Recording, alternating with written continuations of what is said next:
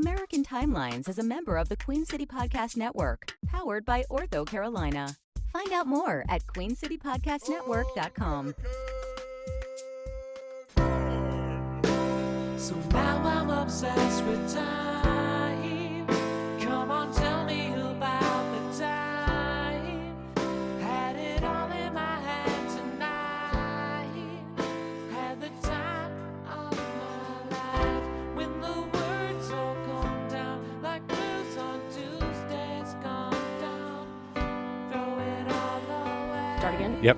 Welcome to another episode of American Timelines. I'm Amy, and that's Joe. And we're on vacation. We're on location. On location to around At the nation. lake. Yes, we are recording this episode from a cabin in the backwoods, Michigan. I can see a lake, but so Okay. the audio might not be good. But we're gonna throw this up together. But we are dedicated. We are going to talk about 1953. Nothing is going to stop us from jumping into February of 1953. We're going to continue. Even vacation. So what's the first item up for bid? So what I have is something about the youngest soldier Yeah. in the Korean War. Okay. Excuse me. The youngest soldier in the Korean War was Master Sergeant Gilbert Zamora, Mhm. who ended up being able to enlist at age 13 It's like Audrey's Because- age almost. because that's our daughter. He was already 6'2" and weighed 195 pounds. He's a big boy. Yeah, and so he was able to enlist. He retired in 1988, Yeah. but this is 1953. He was the youngest soldier in the Army since the Civil War, which, the Civil War. everybody Yeah, there a was like teenager. 2-year-olds Yeah. with bayonets. Yeah, Zamora was the last member of the 17th Infantry Regiment who fought in Korea and was still in active service. It was the historic 17th, a unit first organized in the War of 1812 that marched in parade formation to honor him. I think that's a caption of a picture or something. Sorry, I shouldn't have said that. Anyway, Okay. in Korea, Zamora fought at Old Baldy, Alligator Jaws, and Pork Chop Hill. He was shot and wounded in the A Shao Valley in Vietnam. I thought you were going to say in the ass. No, he had 35 years active duty in the A. Yeah, he said he was able to enlist at 13 because he was so big by the 8th grade. And he said, he was quoted to say, "One day, I went to the headquarters of the 40th Infantry Division of the California National Guard in Glendale and said I wanted to join the Army. When they asked my age, I told them 17. I was given an application form and had a friend forge my parents' signatures, and they accepted me. But after the National Guard unit was activated and was about to be sent to the Korean battlefront, Zamora's parents wrote a letter to the Army revealing his true age. He was then 14 and was given an honorary discharge after 13 months of service. Wow. So he went back to school, but he re-enlisted as soon as he turned 17. He's really wanted to be in the Army. Yeah, time enough. Yeah, he was like the Captain Steve Rogers, like Captain Yeah. America. Like he's a little baby kid that wanted to do it really bad. Okay. But so he ended up getting there. right. And then February 5th, 1953 was the Emmy Awards, the fifth Emmy Awards. Let me guess. Let's see. 1953. Howdy Doody, maybe had an Emmy. There's some turbulence. Yeah, what is I don't going know on? what that sound is. Okay, I'll just try to sit still, really just hold still. yeah, okay. Okay. You want to guess what? I said Howdy Doody maybe had an Emmy. I Love Lucy. I Love Lucy. The ceremonies were hosted by Art Linkletter. Oh, right. I Love Lucy, Thomas Mitchell, and Helen Hayes were the big winners. Helen Hayes. Remember her? Sort of. And then February 16th. Do you remember me talking in a previous episode about Ted Williams, What was baseball player? Well, what was his? Well, he's frozen, but that wasn't the big thing. The big thing was that I guess that was a big thing. But Yeah. he joined the Air Force or whatever and was a big fighter. Like he has all these records in Major League Baseball, but he kept leaving baseball to fight in wars and stuff, and he still holds a bunch of records. So imagine what his records Wow. were if he didn't. Yeah. But on February 16th, 1953, he safely crash landed a damaged Panther jet and was Oh, later awarded the Air Medal. Okay. So according to the Inside Pitch series written by Craig Mooter Mhm. On the Baseball Hall of Fame website, he Yeah, he was in the Marine Corps, I guess, not the Air Force. Sorry, Mhm. I was wrong there. So on February 19th, he crash-landed his Navy F-9F Panther jet following a mission in Korea. The plane was damaged by anti-aircraft fire, but Williams survived thanks to piloting skills honed almost a decade earlier during World War II, Okay. which he fought then, too. So he was assigned, remember, he was assigned the same squadron as John Glenn. Okay. So we talked about that. He served with John Glenn. Yeah. And John Glenn was quoted to say, Ted flew as my wingman about half the missions he flew in Korea, he told MajorLeagueBaseball.com. During his crash, he was on fire and had to belly land the plane back in. He slid it in on the belly. He came up the runway about 1,500 feet before he was able to jump out and run off the wingtip. Wow. Do you want to switch mics? There you go. Since you have trouble holding still. Okay. And then John Glenn said, much as I appreciate baseball, Ted to me will always be a Marine fighter pilot. Isn't that crazy? Yeah. Williams was discharged from the Marines on July 28, 1953. Mm-hmm. Then he played 7 more full seasons, and he was awesome. It's just an all-American man. Unbelievable, yeah. He said, Ted Williams said, I liked flying. It was the second best thing that ever happened to me. If I hadn't had baseball to come back to, I might have gone on as a Marine pilot.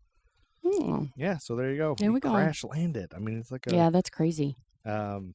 He said, Ted Williams said he had holes all over the plane. He was writing on all the prayers people say for me because I was awfully lucky. My plane was burning like hell when I crash landed. Everybody around here now is calling me lucky. Anyway, I'm missing you. He wrote, actually, they found love letters that he wrote to some mistress he had. Oh, He was wow. cheating on his wife, and he said, Of course he was. So, yeah. So there's a whole book of like his love letters that was Okay. published later, or they were actually auctioned off, I think, in 2017 or something. So there's all these love letters between him and Okay. one of his ladies he was cheating on his wife with, or his girlfriend, or whatever. You know, dudes get around. And then on February 19th, Yep. Georgia approves the U.S. On February 19th, Georgia approves the U.S. First Literature Censorship Board. Mm-hmm. Yeah, so they started censoring literature. History just repeats. It repeats and repeats and repeats, doesn't it? Yeah. Well, I looked up this a little bit, and one of the things they censored, they pressed charges against author or whatever for writing like a porno comic. So, yeah, I don't know. I'm not sure what that was. So maybe it's justified. I don't know. And then on February 20th, 1953, the U.S. Court of Appeals ruled that organized baseball is a sport and not a business, affirming the 25-year-old Supreme Court ruling. So the reason this is that it effectively dismissed an antitrust suit of Jack Corbett and former Brooklyn Dodgers minor leaguer Walter Kowalski. Oh, so they were trying to get around antitrust laws? Yeah, they were the Corbett was the owner of the El Paso Texans, and he based this lawsuit on the belief that he lost money when Major League Baseball prohibited him from signing several players Uh-huh. who were suspended for participation in the Mexican League. Mm-hmm. His general principle of the suit was on antitrust and restraint of trade laws. Their lawyer in these cases is Frederick Johnson, who also represents player Danny Gardella in a suit against Major League. So basically, it was just saying like you're using all the players. I should be able to have players or whatever. Okay.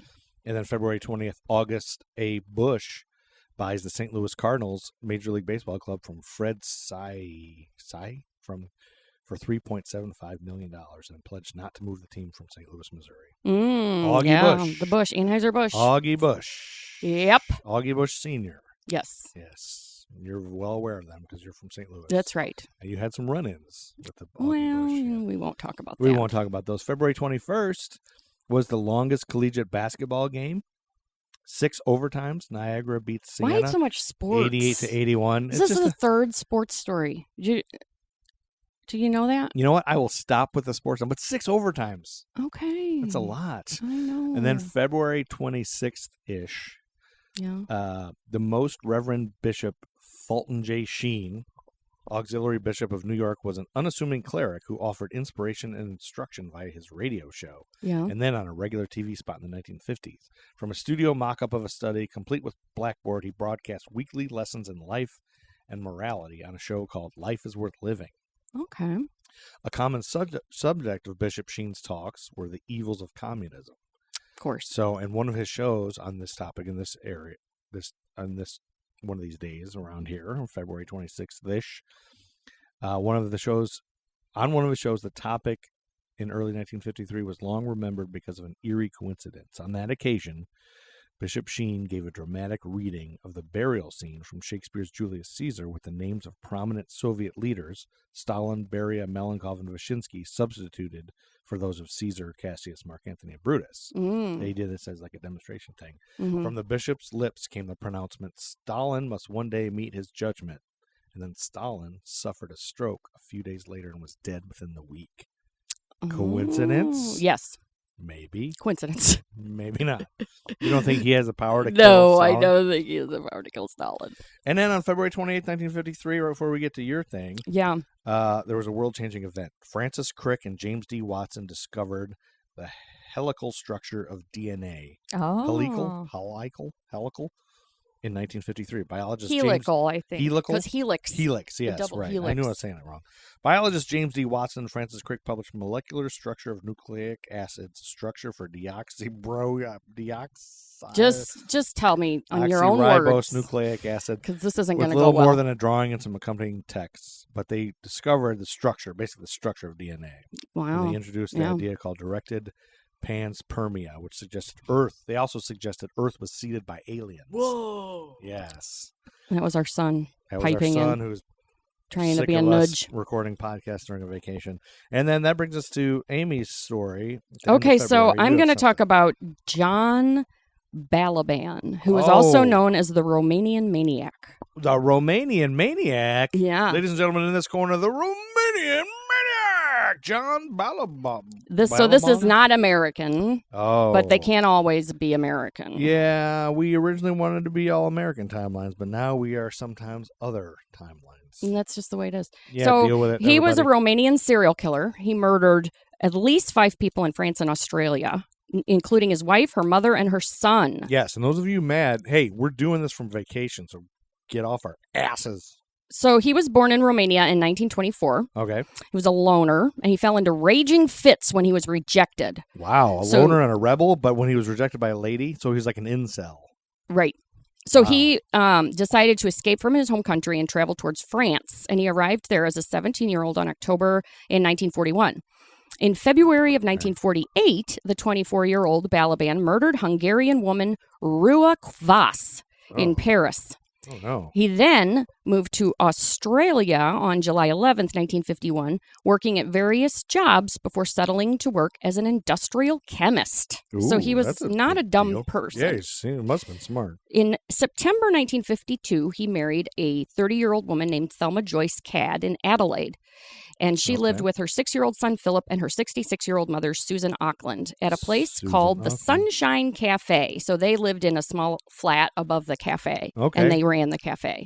So he did this after he murdered somebody. Mm-hmm. Yeah, nobody knows that he murdered Nobody know- anybody. Oh, so this lady doesn't know that he's a murderer. She's No. not like, oh, I like you, murderer guy.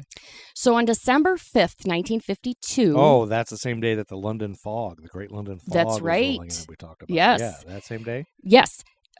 29-year-old Yugoslav migrant Zora Kusic was murdered at her shack in North Parade, Torrensville. Oh, no. Her mutilated body was found by a resident of a nearby boarding house. Oh, boy. Kusic had her head nearly severed with a pocket knife, Ugh. which was found in a bloodstained dish of water near the bed. Ugh. She had her throat slashed from ear to ear, had been disemboweled, and had a reported 81 knife wounds to her upper body and torso. 85 disemboweled. Now, doesn't usually 85 knife wounds mean it's personal and you know the person? That's a theory. Hardened police officers referred to the scene as resembling an abattoir. You know what an abattoir is? Wait, hardened? Police officers described the scene as an abattoir Why were the police officers hardened? because they'd seen a lot of stuff in their lives. Oh. But they couldn't take this. This was so bloody. That's what I'm trying to They say. described it as a what? An abattoir, I don't know That's what an abattoir like a is. slaughterhouse Oh. in Australia. I know what a menage a trois is. After a full examination of Zora's body, it became evident that her killer had removed parts of her body and taken them with him. Oh, my gosh. This is gross. A butcher's knife later confirmed to be the murder weapon laid next to her naked body, wiped clean of prints. What? So police believed she had met her murderer at a hotel or a wine bar before taking him to her hut. And so they investigated every hotel in Torrensville Okay. for the hotel bars. Yeah, just to see. Figure out where they were. Who was there, yeah. Both the South Australian and the immigrant community, who were appalled by how severe this crime was, Yeah. provided every little bit of evidence they had in order to solve it. A taxi driver said he had driven the woman and a man resembling Balaban on that very night. Okay. So Balaban was arrested and questioned for 5 hours. Oh, yeah. During questioning, he lied to authorities about his whereabouts on that night, Fucking liar, man. but then they had to release him later because they had a lack of evidence.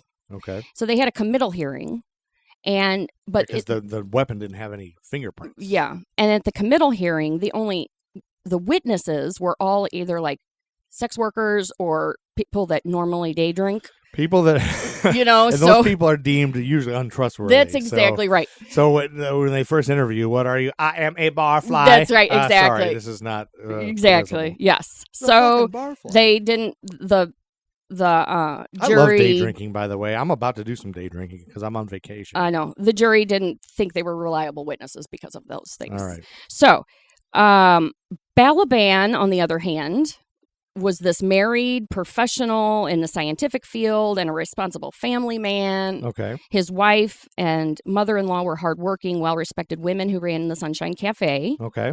He convinced the court that his biggest crime was hiding a bit of drinking problem from his wife and stepson, Thelma and Philip. Yeah. So no charges were laid after the hearing. Now you can pass everything off as a drinking problem.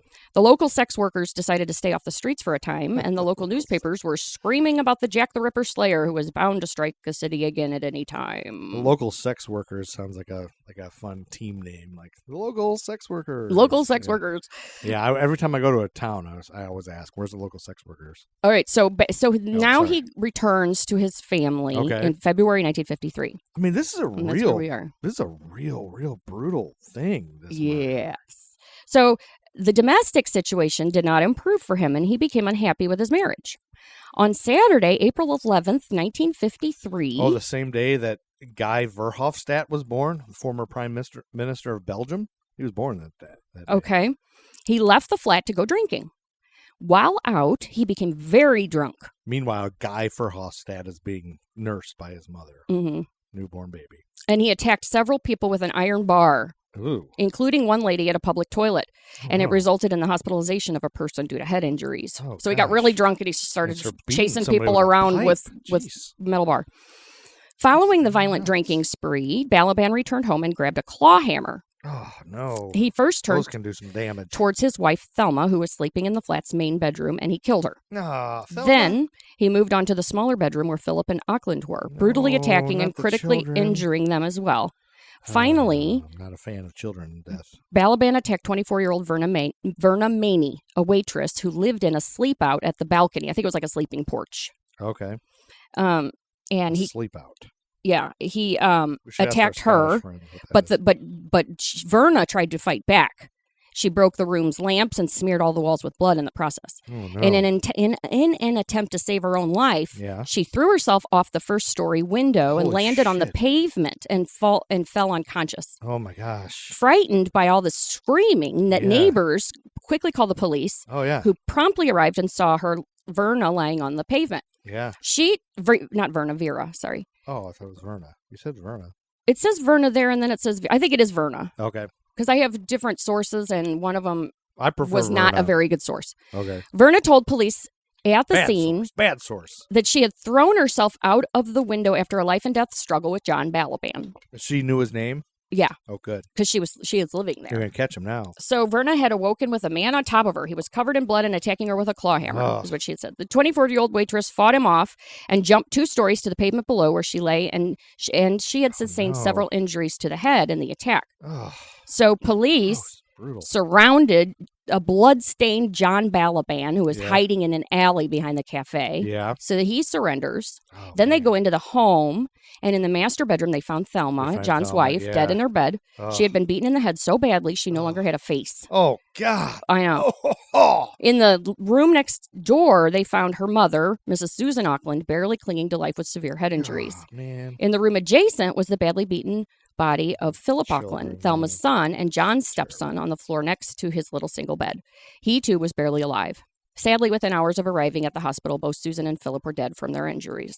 Verna was the only survivor of the Sunshine Cafe murder spree. Never murder people. So they arrested Balaban, and on May 5th, he was charged with the death of his wife, and he was recharged with Cusick's murder. Okay. So they officially figured that one out. Yeah. charged him. Okay. In an unwritten statement, he confessed fully to the crimes and claimed that his family deserved to die because his wife had acted like a prostitute, quote unquote, and he was very much against them. Aside from that, he also admitted to strangling Cusick in Torrensville because she was a quote unquote prostitute, along with strangling Quas in Paris before migrating to Australia. The court quickly sentenced him to death for Cusick's murder, and a decision which he unsuccessfully tried to appeal on the grounds of insanity before the full court of Australia. And John Balaban was eventually hanged at the Adelaide Gaol. I never know how to say Gaol. Gaol. Gaol. I don't know. Something like that. You have to ask the Scottish fellows. On August 26, 1953, with only a few guards present at his execution. Wait, he was hanged the same day that on an episode of Kraft Television Theater. It was called The Blues for Joey Minotti. A sad but talented honky-tonk piano player reflects his mood in his music, written by Rod Serling. That was on TV that same day. Wow. And that's the story of Romanian serial killer John Balaban. That was a gross one. It is. I bet that's like a rarely nobody knows one, about right? it. I didn't know about it. That's a new one for people. And it was real gross. New one. That was real gross. So you kept it real sick and awful and gross. And I really wanted to vomit the whole time. Because this is a short episode. So I didn't want to shortchange our listeners. Yeah. So the listeners will look and they'll see, boy, there's a short episode just slapped together while they're on vacation in a cabin. I mean, we are standing in a cabin that has one outlet. We have 100 things plugged into this outlet to make this episode for you. And Amy kept it real gross. That's right. Real awful, real bloody and gory. And you guys like it. And I am going to puke. Yes. I almost feel like we can measure our listener satisfaction with how much I want to vomit. I think it's a good idea. Yeah, I think so this is a good episode. All right. This has been a good episode. It's been short, but give us a chance.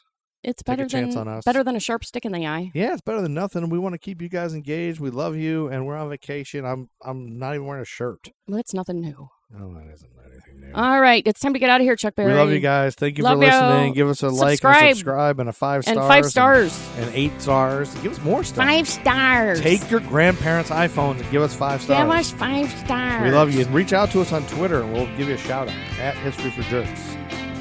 Bye. Good night, Chuck Berry. Say that.